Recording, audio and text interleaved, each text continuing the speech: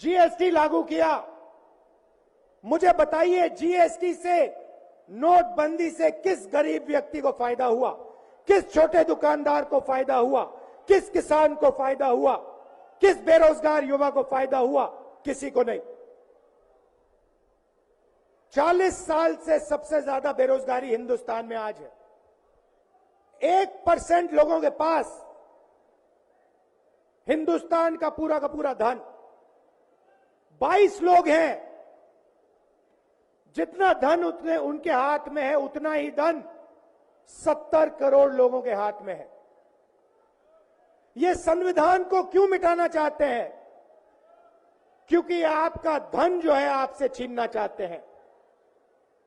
मैंने जाति जनगणना की बात की, किसानों के एमएसपी की बात की, युवाओं को रोजगार देने की बात की। यही देश के सामने सबसे बड़े मुद्दे हैं। मगर एक बात याद रखिए, अगर आप लोगों ने पूरे दम से वोट नहीं दिया तो इनकी मैच फिक्सिंग कामयाब हो जाएगी। यह आप भूलिए मत।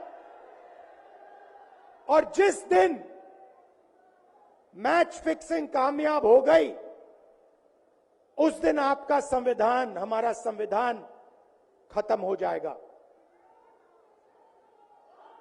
जिस दिन संविधान खत्म हो गया,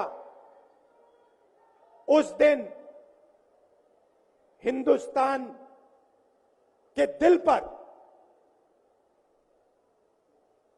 एक बहुत बड़ी चोट लगेगी।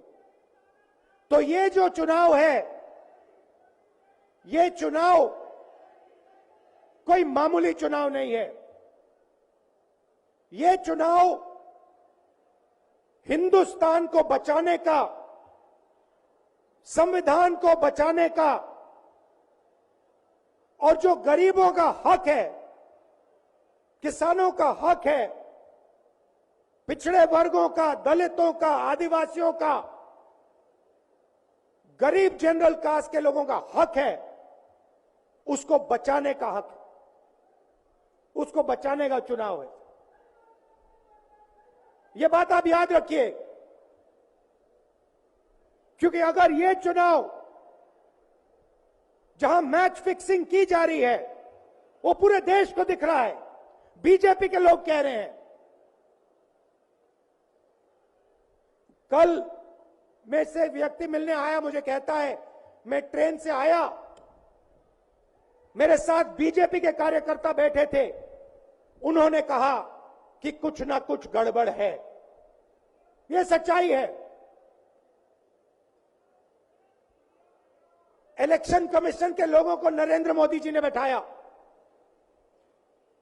दो नेताओं को, दो चीफ मिनिस्टरों को जेल में डाला। चुनाव से कुछ ही महीने पहले अगर डालना था तो 6 महीने बाद डाल देते, 6 महीने पहले डाल देते। नहीं, चुनाव से 2-3 महीने पहले 2 चीफ मिनिस्टर को डालना था।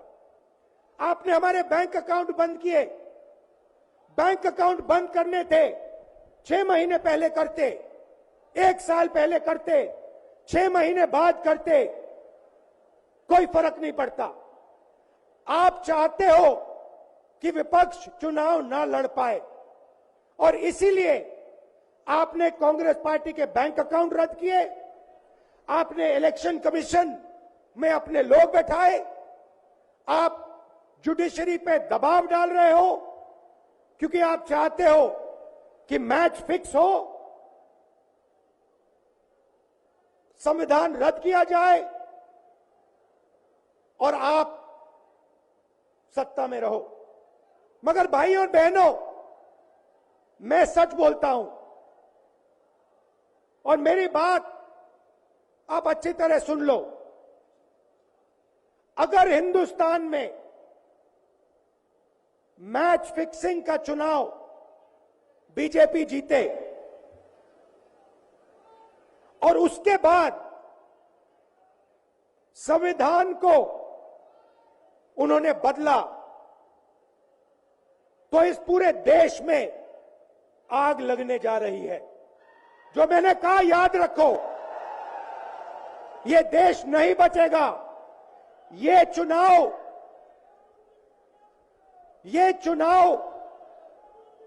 वोट वाला चुनाव नहीं है। ये चुनाव हिंदुस्तान को बचाने वाला चुनाव है, संविधान की रक्षा वाला चुनाव है। धन्यवाद। जय हिंद।